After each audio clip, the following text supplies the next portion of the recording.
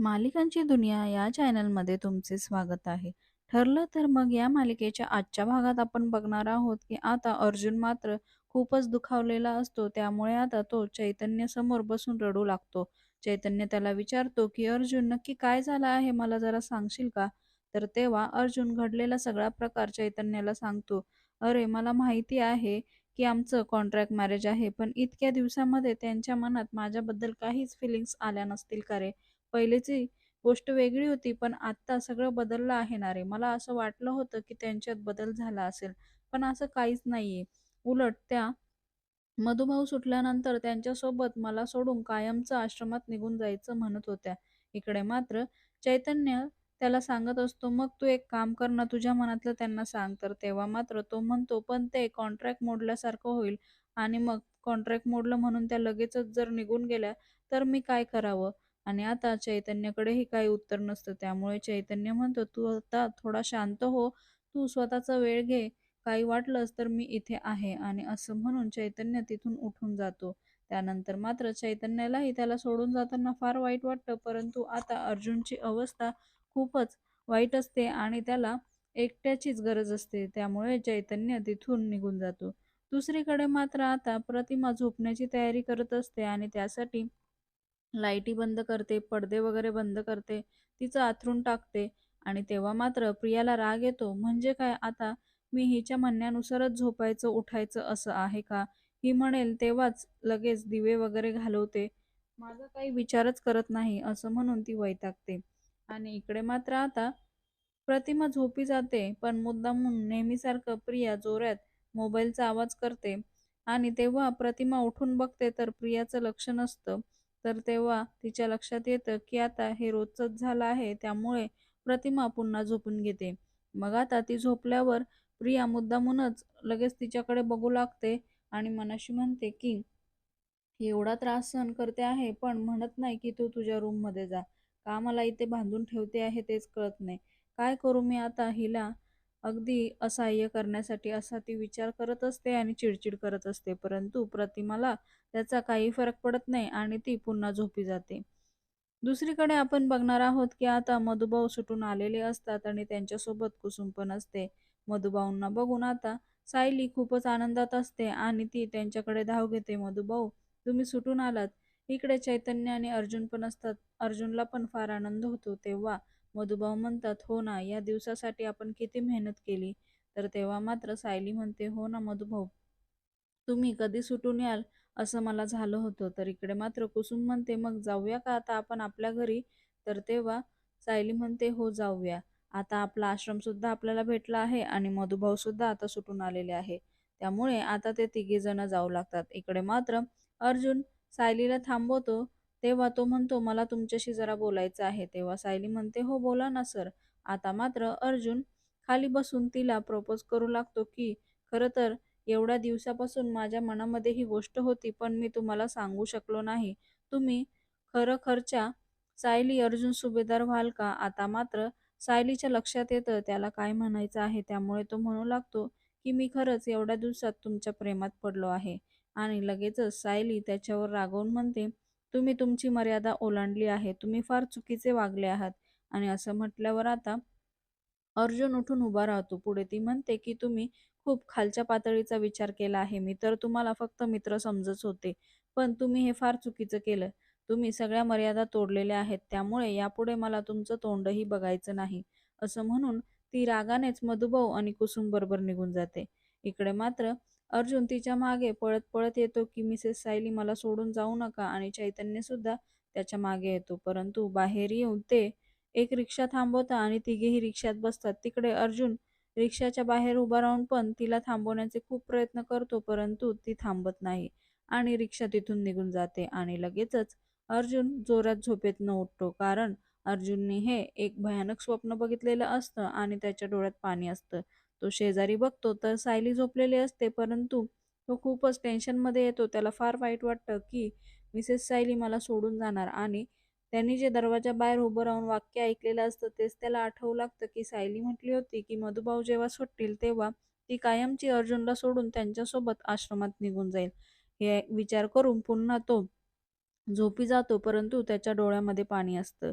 दुसऱ्या दिवशी सकाळी मात्र किल्लेदारांच्या घरी सगळेजण नाश्ता करायला आलेले असतात. तेव्हा मात्र सुमन म्हणते, की "ताई बसा ना तुम्ही. मी तुमच्या आवडीचे आज सगळा नाश्ता बनवलेला आहे. तुम्हाला शेवगाच्या शेंगा घातलेलं सांबार आवडतं ना, तेही बनवलेलं आहे. इडली चटणी केली आहे." तर तेव्हा प्रतिमा म्हणते, "मी पण वाढायला तुला मदत करते." तेव्हा ती म्हणते, "नको, तुम्ही बसा ना." तर तेव्हा प्रतिमा कुसुमला आव-जाव घालते, तर कुसुम म्हणते, "वहिनी तुम्ही मला पहिल्यासारखं अगं सुमनच म्हणा ना." तर मात्र आता इथे नागराज आणि प्रियाला प्रचंड राग येत असतो. तेव्हा नागराज म्हणतो, "काय चाललं आहे सुमन तुझं?" तर त्या दोघीही त्याच्याकडे बघू लागतात. पुढे तो म्हणतो, "अगं पूर्वीसारखं सगळं कशाला तू बोलते आहेस? वहिनीला त्रास होईल असं काही वागू नको ना." आता मात्र सुमनला खरंच असं वाटतं तिचं चुकलंच आहे. त्यामुळे ती म्हणते, "हो वहिनी माझं चुकलंच. तुम्हाला माझ्यामुळे काही त्रास होईल तर मला सांगा." आणि ती म्हणते, "एक काम करा, आजच्या दिवस तुम्ही बसा, मी वाढते. मग उद्यापासून आपण बघूया." मग असं म्हणून प्रतिमा ही तिला म्हणते, "ठीक आहे." आणि ती सुद्धा बसते. इकडे प्रिया तिला म्हणते, "बस आई माझ्या शेजारी बस." आणि त्यानंतर सगळेजण नाश्ता करू लागतात. तेव्हा मात्र प्रिया म्हणते, "आई सॉरी हं, काल रात्री माझ्या चुकीमुळे तुझी झोपमोड झाली. खरं तर मला आजकाल वाईट सवय लागली आहे गं. झोपायच्या आधी 1 तास रील बघितल्याशिवाय काय मला झोपच येत नाही. पण तू आता काळजी करू नको, हे तर रोजचंच होणार ना. त्यापेक्षा तुला त्रास होईल म्हणून मी माझ्या रूममध्ये जाऊन झोपते." तर तेव्हा मात्र प्रतिमा आता म्हणते, की "नाही, मला कसलाही त्रास होत नाही." आता मात्र नागराज हसू लागतो. तेवढ्यात मात्र तन्वी म्हणते, की "काय तुम्ही का हसता आहे?" तर मात्र इकडे तो सांगू लागतो, "हसताय म्हणजे काय? हे बघ, तू त्यांची मुलगी आहे आणि वहिनीला कशाला त्रास होईल तुझ्या वागण्याचा?" तर तेव्हा मात्र प्रतिमा त्याच्याकडे बघूच लागते. पुढे सुमन म्हणते, "हो बरोबर आहे. आपल्या लेकराचा चुकीचा त्रास कधी एका आईला होतो का? ती आपल्या लेकराच्या सगळ्या चुकी पदरातच टाकत असते. तू हा चुकीचा विचार करते आहे. वहिनींना तुझ्या वागण्याचा काहीच त्रास होत नाही. उलट मी तर म्हणते तू दुपारची जी काही झोप घेते ना ती सुद्धा वहिनीच्याच रूममध्ये घेत जा." तर तेव्हा मात्र प्रिया म्हणते, "हो बरोबर आहे, मी असंच करेल हं, म्हणजे तेवढाच जास्त वेळ मला माझ्या आईसोबत राहता येईल." आणि ती मनाशी म्हणते, "या कुसुमला काय मला त्या रूममध्येच बंद करायचं आहे का?" आणि वैतागून जाते. त्यानंतर मात्र सगळेजण पुन्हा नाश्ता करायला लागतात. दुसरीकडे मात्र आता सुभेदारांच्या घरी सुद्धा सगळेजण नाश्ता करायला बसलेले असतात आणि त्यानंतर अर्जुनही त्याच्या विचारामध्ये हळूहळू जिन्यावरनं उतरत येत असतो. तेवढ्यात त्याला दिसतं सायली म्हणते, की "आई मी येते हं जाऊन."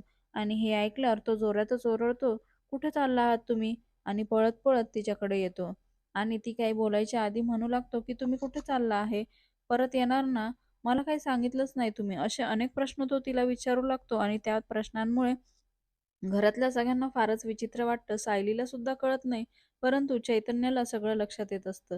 इकडे मात्र सगळेजण त्याला हसू लागतात आणि त्यानंतर पूर्ण आजी म्हणते, की "अरे, ती थोड्या वेळेसाठीच चालली आहे बाहेर." तर तेव्हा ती सांगू लागते, "हो, जरा विमलताईंची तब्येत खराब आहे ना, म्हणून मी मार्केटमध्ये जाऊन भाजी घेऊन येते." तर तेव्हा आता तो म्हणतो, की "नको, तू कशाला जाते उगाच, म्हणजे उन्हाचा वगैरे त्रास होईल ना, म्हणून म्हणतो आहे मी." तर लगेच पूर्ण आजी म्हणते, की "तुम्हाला जर काही प्रायव्हेट बोलायचं असेल, तर आम्ही आमच्या रूममध्ये जातो बरं का. चल गं अस्मिता मला घेऊन." तर तेवढ्यात अस्मिता वाकडं तोंड करते आणि इकडे चैतन्य आणि अश्विन उठायला जातात, तर लगेचच अर्जुन ओरडतो, "काय आहे अश्विन, बस खाली गपचूप आणि नाश्ता कर." त्यावर तो म्हणतो, की "अहो मला असं म्हणायचं होतं, की बाहेर खूप ऊन आहे ना, तर उगाच तुम्हाला त्रास होईल म्हणून लवकर परत या," असं म्हणतो. तर लगेच अस्मिता म्हणते, "हो ना, आम्ही म्हणजे कधी काय उन्हात गेलोच नाही." तर अश्विन तिला म्हणतो, "तू तुझ्या नाश्त्यावर लक्ष दे ना." आणि पुढे तो म्हणतो, "तुमचं दोघांचं चालू द्या बरं का." आणि त्याचे वडीलही हसू लागतात. पुढे मात्र तो म्हणतो, की "एक काम करा ना, मी तुम्हाला सोडवतो आणि त्यानंतर ऑफिसला जाईल." तर मध्येच चैतन्य म्हणतो, "काय आहे ना अर्जुन, 1 मिनिटं. आपलं जे ऑफिस आहे ना, ते मार्केटच्या अगदी विरुद्ध दिशेला आहे आणि आज आपल्याला महत्त्वाची मीटिंग आहे." तर तेवढ्यात मात्र त्याचे वडील म्हणतात, "अरे काय तू चैतन्य, तुला समजतच नाही. मीटिंग तर कधी पण होत राहील, पण रोमान्स काही नेहमी-नेहमी होतो का? कळतच नाही तुला." तर आता मीटिंग नेहमी होत राहील म्हटल्यावर अर्जुन म्हणतो, "हो, बरोबर आहे, मीटिंग नेहमी होत राहील."